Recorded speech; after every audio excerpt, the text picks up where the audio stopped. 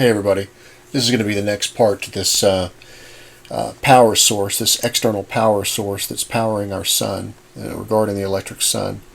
And I want to thank Utility Swapper here. Utility Swapper gave me a cool link to a map of the Milky Way, and he turned me on to the idea that I missed it before, but it is the flow of these Birkeland currents, relationship to the Milky Way galaxy and how they flow. And so I think that's important to bring up here in this sense. He noticed something, and I'm going to show you what he noticed. So I think I should start out with a little bit of history here. This area, the Orion Nebula Trapezium, based on cathedral art alone, based on this art that I had found in these cathedrals, from these diagrams and so forth that I've shown you now before, and you can see how they all seem to just fall right into place as far as their pieces go.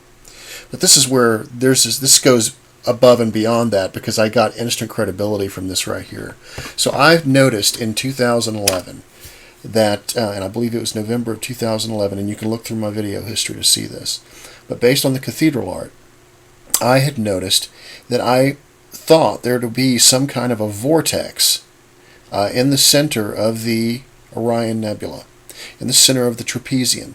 And I noticed this because of the repeated instances of these angels circling around the bright tetragrammaton, which was the trapezium, as if they were circling it around it.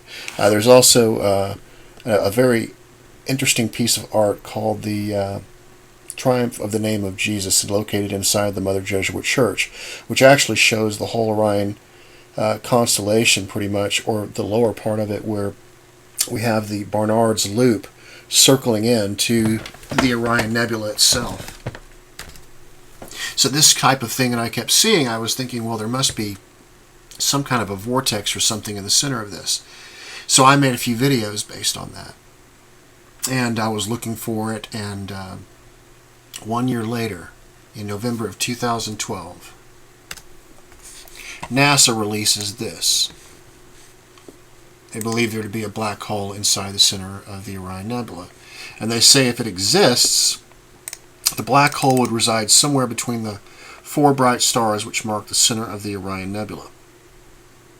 And that's right here, basically. Now, I have an image I can show you guys where I have overlaid the visible on top of the infrared.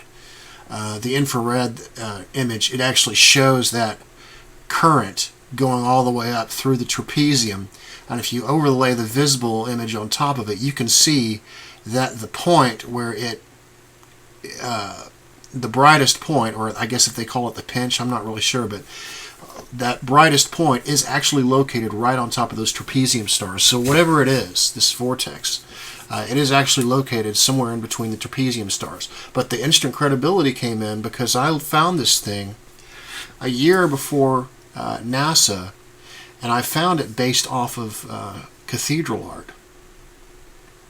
And so that is pretty a wild thing to happen. But as you've noticed, this art and these diagrams and what these people were showing us a long time ago, all the way back to the ancients, it's all fallen into place like puzzle pieces.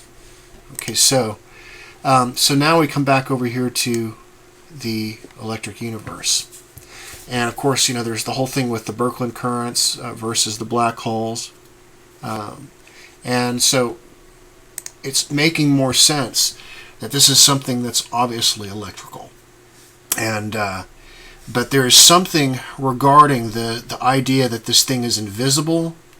There's something that needs to be explored more, and this gets into more of the metaphysical, because usually the materialists, some people call them hardcore materialist scientists, they don't look beyond the material universe. They just look at what they can see.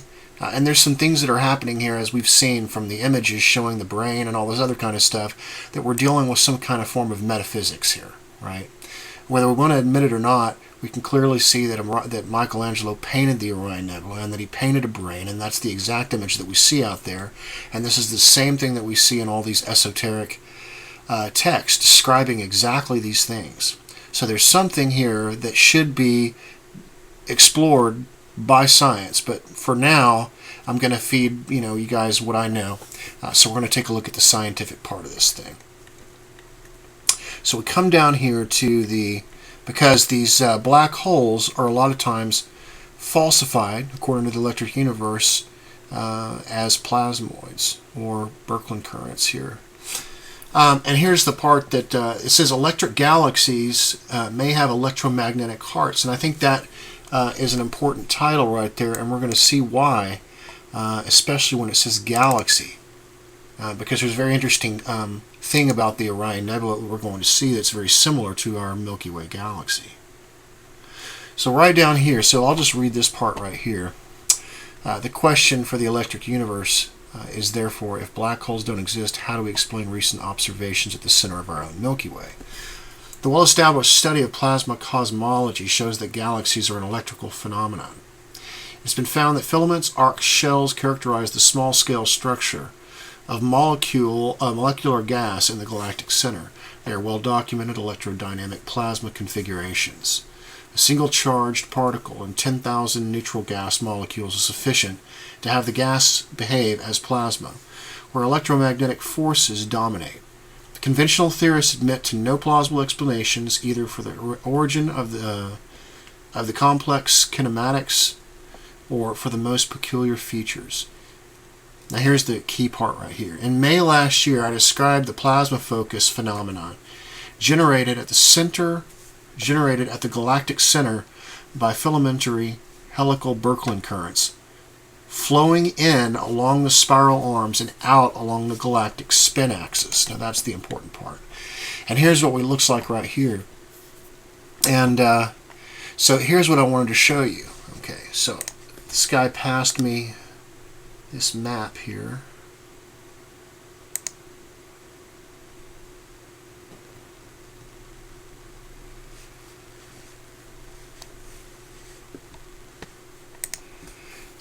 And so this is great to before, but if we zoom in,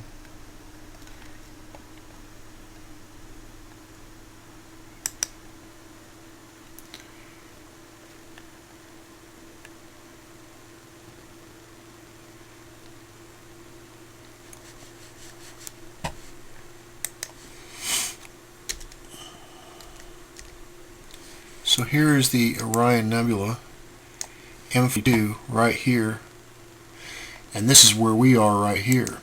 So if we zoom out and take a look, what we can actually see is that, I've got another diagram for you here.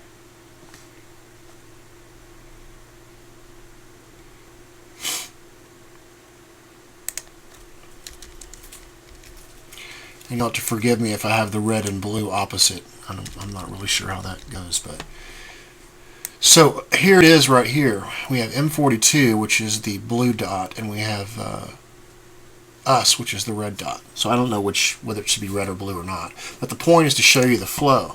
Because if you remember in the Thunderbolts site or Hollow Science site, it shows that it flows inward towards the spiral arm and outward towards the outside of the spin axis. And so if you can see that we are actually downstream from the Orion Nebula, from M42, and as you can see, it's it's a very large Birkeland current, and it's fairly close to us, and we're actually in towards the arm, so we're actually downstream from it. Now, something else I wanted to show you, because it said that these plasmoids, they think that there's a plasmoid in the center of the galaxy. Well, there's something really interesting, because the Orion Nebula exhibits a very interesting quality that is a lot like the Milky Way galaxy. Let me show you what I'm talking about.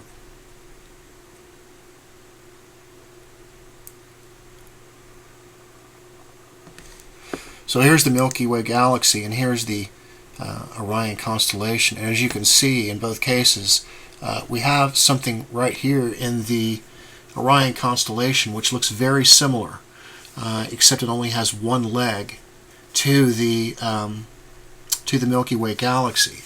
And if we take a look at Mayan history, there is something called Hurricane, or I think it was Hunabku, but it's actually Hurricane also, and they call it the one-legged one, and that's because this is what they're referring to right here, I'm pretty sure. And so we can see that it's emulating, it's almost like it's a miniature galaxy in a way.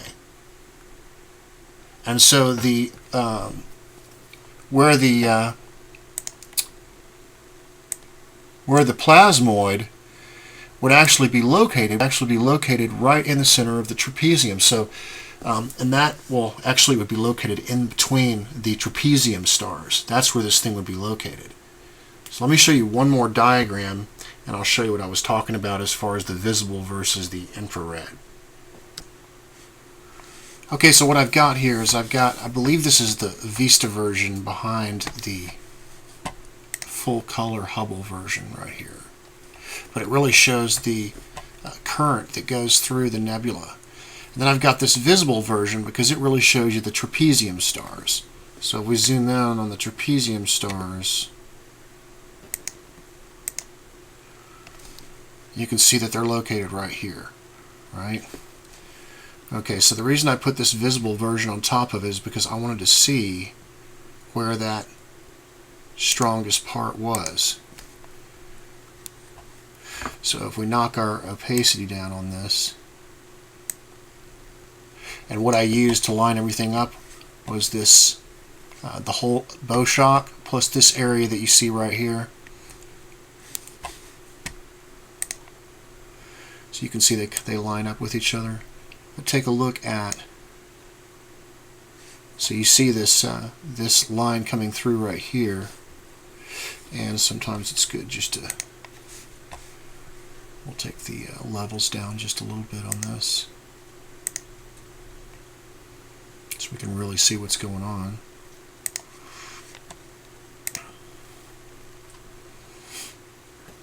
There we go.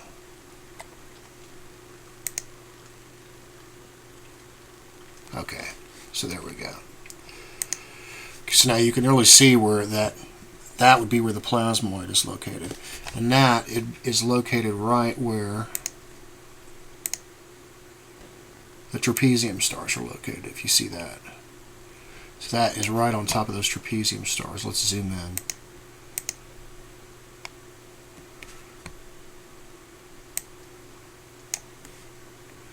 So here is our trapezium stars. You can see them right here. And we'll just actually knock the levels down on this a little bit so they stand out more.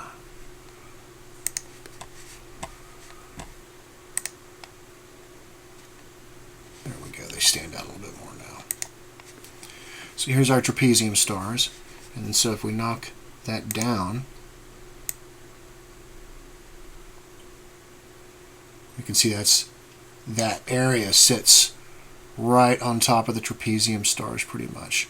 So I could be, misaligned just a little bit, but we can see that it covers the area of those trapezium stars, so that's where it's located. And that's where NASA said the black hole is. So for you electric universe theory fans, that would be where you would want to look for the plasmoid if a plasmoid is visible. And I don't know whether they are or not. But the interesting thing about it is we keep hearing them call it the central invisible sun in all this esoteric text. So anyways, it's a clue to go with. But I wanted to show you this. I wanted to show you where we are in the galaxy, how the flow is moving. And it seems since we are downstream, since we're towards the inner part of the galaxy, we're right in line with whatever current would be flowing inward. So it would be flowing right past us. Makes complete sense. And then I also wanted to show you the similarities to the Milky Way galaxy, because since we believe there to be a plasmoid in the center of that, then it's more than likely we have the same kind of thing going on right here, because everything spirals out from that point, and it looks very similar to what we see on the Milky Way galaxy.